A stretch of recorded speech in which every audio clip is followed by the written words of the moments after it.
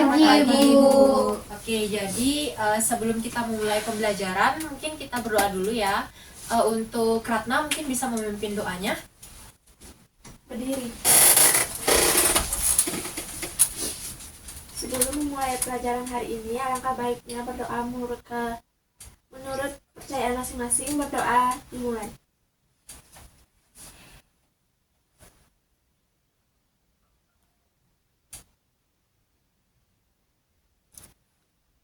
Berdoa selesai. Baik, dipersilakan untuk duduk kembali. Oke, jadi Ibu akan mengabsen kalian terlebih dahulu ya. Apakah dari teman-teman yang lain ada yang tidak hadir? Tidak ada, Ibu. Berarti nihil ya. Oke, jadi sekarang sesuai dengan rencana pembelajaran kita sebelumnya, kita hari ini akan belajar mengenai pertumbuhan dan juga perkembangan pada tumbuhan. Sebelum itu Ibu akan menampilkan PowerPoint terlebih dahulu.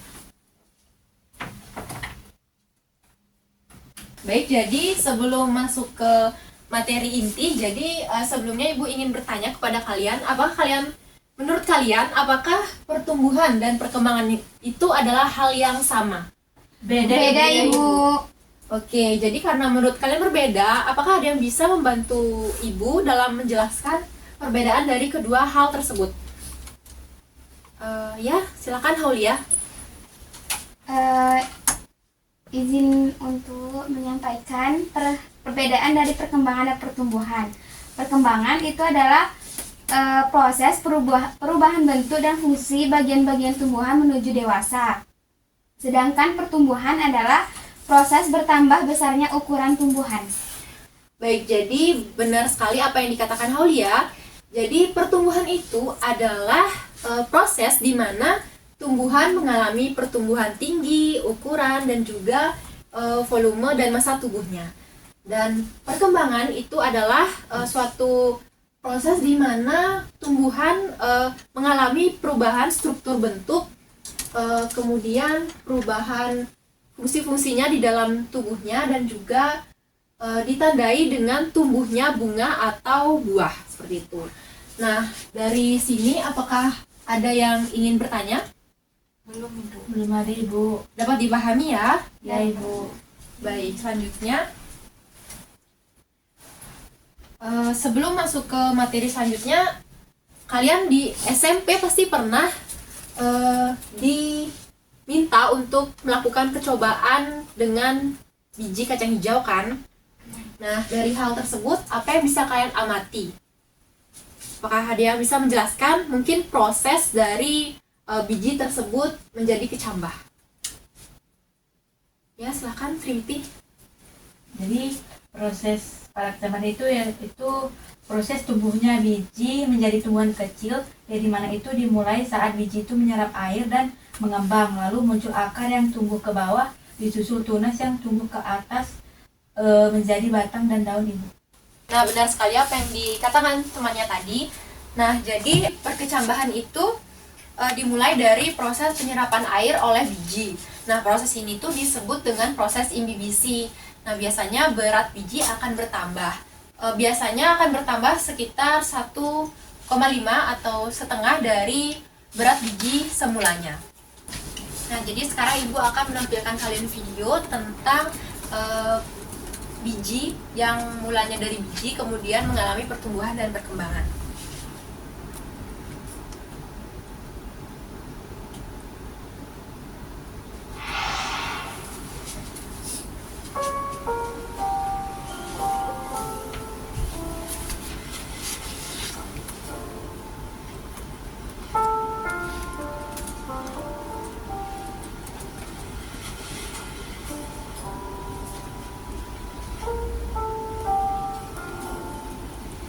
Jadi pada awalnya biji ini berkembang menjadi kecambah seperti yang dijelaskan oleh temannya tadi. Kemudian mulai tumbuh.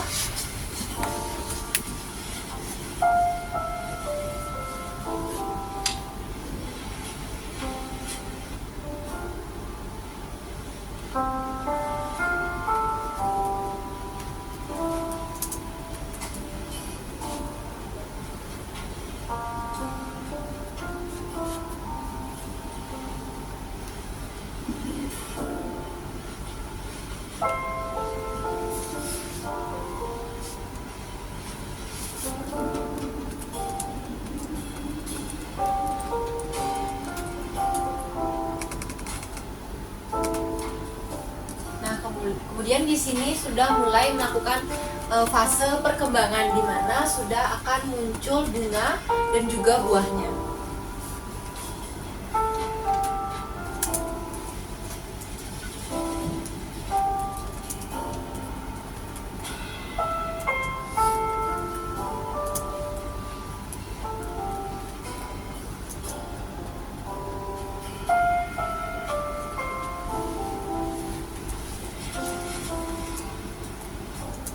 Nah, jadi bisa dipahami ya proses pertumbuhan dan perkembangan pada tumbuhan itu. Apakah dari kalian ada yang ingin bertanya? Tidak, Ibu. Tidak ada Ibu. Tidak ada ya. Jadi sampai sini sudah mengerti? Sudah, Ibu. Nah, baik. Jadi Ibu akan melanjutkan materinya mengenai struktur biji.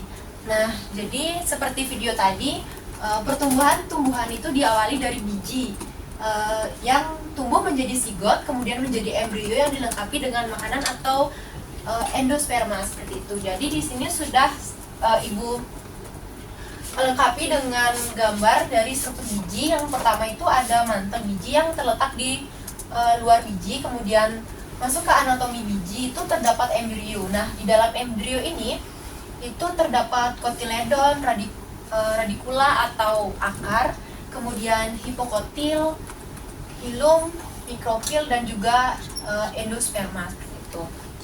Kemudian, di sini ada tipe perkecambahan. Jadi di SMP pasti sudah diajarkan seperti itu mengenai tipe perkecambahan epigel dan hipogel. Jadi di sini Ibu ingin bertanya, apakah dari kalian ada yang bisa menyampaikan mengenai apa sih perbedaan dari kedua tipe perkecambahan ini? Apakah ada yang bisa? Ya, dipersilakan Utami. Kalau perkecambahan epigel itu kotiledonnya itu tumbuhnya itu di atas. Kalau hipogel itu kotiledonnya itu tumbuhnya di bawah. Baik, benar sekali ya apa yang dikatakan Utami, bahwa perkecambahan epigel itu adalah kotiledonnya yang tumbuh ke atas tanah yang memanjang akibat hipokotil. Kemudian untuk hipogel itu adalah tipe perkecambahan yang kotiledonnya itu berada di dalam tanah karena pemanjangan dari epikotil seperti itu. Nah, kemudian di sini Ibu sudah menayangkan atau memberikan dua gambar. Menurut kalian, gambar satu itu merupakan tipe perkecambahan apa? Ada yang bisa menjawab? Mungkin dari Gea. Ya, dipersilakan Gea. Tipe perkecambahan yang pertama itu yaitu hipogel. Hipogel. Apakah dari teman-teman yang lain ada jawaban yang berbeda? Sama Ibu. Oke, jadi benar ya katanya Gea itu tipe perkecambahan hipogel. Kenapa menurut Gea itu merupakan tipe perkecambahan hipogel? Karena kotiledonnya berada di bawah tanah. Ya, benar sekali ya. Jadi yang di atas itu merupakan perkecambahan hipogel karena kotiledonnya itu berada di bawah tanah. Kemudian untuk gambar yang kedua, epigel. Benar sekali ya. Epigel karena kotiledonnya itu berada di atas tanah. Itu yang ini kotiledonnya. Jadi sudah paham ya, jadi tipe perkecambahan itu hipogel dan epigel, sudah mengerti ya? Sudah, Ibu. Oke. Nah, jadi sekarang Ibu akan menampilkan sebuah video di mana nanti video ini Ibu akan bertanya kepada kalian tentang video yang Ibu akan tampilkan. Mohon disimak baik-baik ya. Ya Ibu.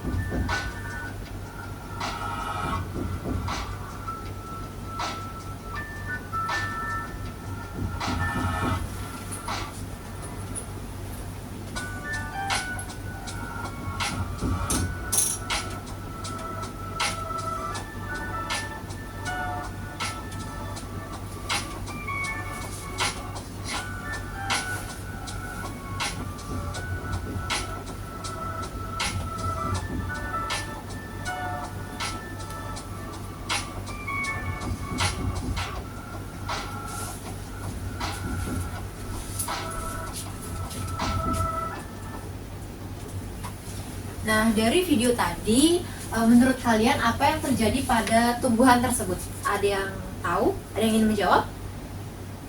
Ya, silakan, Sedani.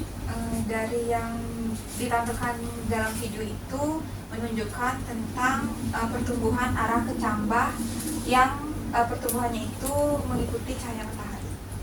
Ya, betul sekali ya apa yang dibilang oleh Sedani tadi. Jadi untuk gambar yang pertama, tumbuhan yang pertama tadi itu merupakan tumbuhan yang mungkin diletakkan di area atau tempat yang minim cahaya, sehingga dia itu tumbuhnya mengikuti cahaya matahari. Serong ke kanan, serong ke kiri, itu dia mengikuti cahaya matahari.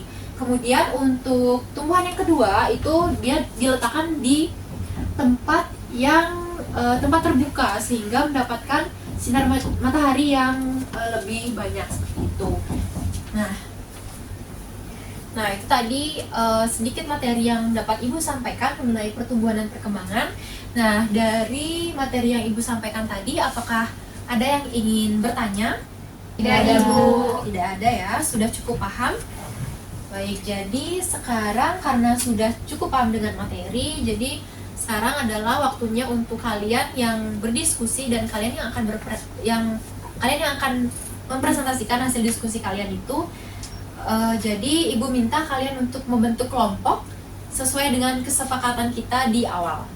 Silakan membentuk kelompoknya. Nanti Ibu akan kirimkan link dari LKPD yang telah Ibu buat. Silakan membentuk kelompok. Nah, jadi sekarang sudah sesuai dengan kelompoknya ya duduknya. Jadi Ibu sekarang akan menjelaskan mengenai tugas yang akan kalian diskusikan dengan kelompok kalian. Jadi di sini Ibu sudah memberikan suatu berita gitu dengan judulnya adalah hujan masih turun, tani stroberi merugi. Jadi Ibu ingin kalian mendiskusikan atau menganalisis berita tentang permasalahan yang terjadi pada stroberi, tumbuhan stroberi tersebut. Apakah hujan itu merupakan faktor yang dapat mempengaruhi dari pertumbuhan stroberi seperti itu. Nah, kemudian Ibu juga ingin kalian agar melakukan dugaan seperti itu, dugaan penyebab dari permasalahan. Apakah bisa dimengerti tugasnya? Bisa, Ibu. Nanti linknya akan Ibu berikan ke ketua kelasnya ya. Baik, jadi karena sudah dikirimkan oleh ketua kelas, jadi kalau ada kesulitan itu bisa langsung tanyakan kepada Ibu ya. Ya, baik, Bu.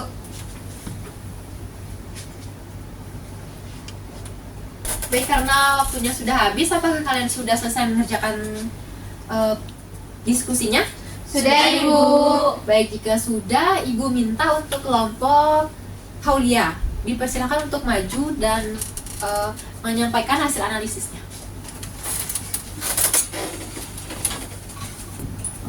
Baik, di sini kami akan mempresentasikan hasil diskusi kami untuk Haulia. Silahkan dipakai. Baik, di sini saya akan menyampaikan beberapa permasalahan dari kasus yang telah Ibu berikan. Yang pertama itu, mengapa petani stroberi di Batu mengalami gagal panen selama 8 bulan terakhir. Yang kedua, apa penyebab utama ukuran buah stroberi menjadi kecil berdiameter kurang dari 1 cm. Dan yang ketiga itu, mengapa buah stroberi tampak layu meskipun belum dipetik. Kemudian faktor penyebab dari permasalahan tersebut yaitu cuaca yang tidak menentu, di mana hujan terus-menerus turun terutama pada malam hari. Yang kedua itu air dan kelembapan, di mana kelebihan air dapat menyebabkan tanah becek dan menggenang yang dapat meningkatkan kelembapan di sekitar tanaman. Yang ketiga itu ada cahaya matahari, di mana hujan dan awan yang mengurangi intensitas cahaya matahari yang mencapai tanaman. Cahaya matahari yang penting untuk fotosintesis, proses pembuatan makanan bagi tumbuhan. Kekurangan cahaya menyebabkan pertumbuhan terhambat, buah menjadi kecil dan kualitas buah menjadi menurun atau layu. Sekian presentasi dari kelompok kami, atau pada rekan-rekan ada tambahan atau saran? Apakah dari teman-teman yang lain? Kalau baik, silakan Amanda. Baik, Ibu izin menyampaikan hasil diskusi dari kelompok kami. Jadi masalah yang terjadi yang Ibu berikan tadi itu adalah bagaimana dampak cuaca yang tidak menentu terhadap tanaman stroberi.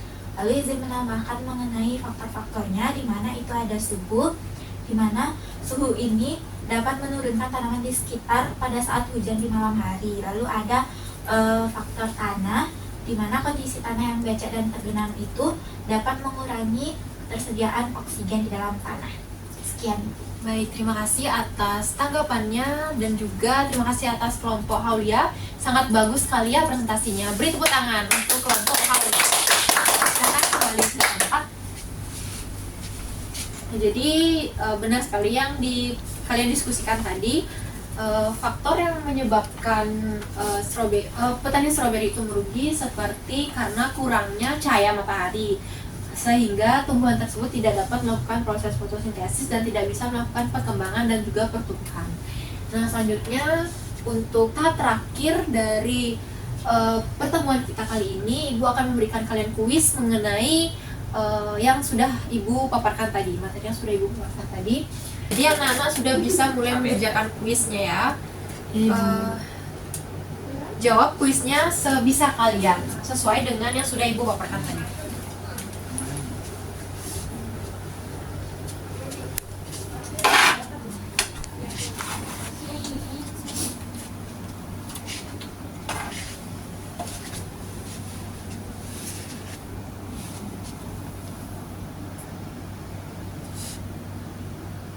Baik, apakah semuanya sudah selesai mengerjakan kuisnya?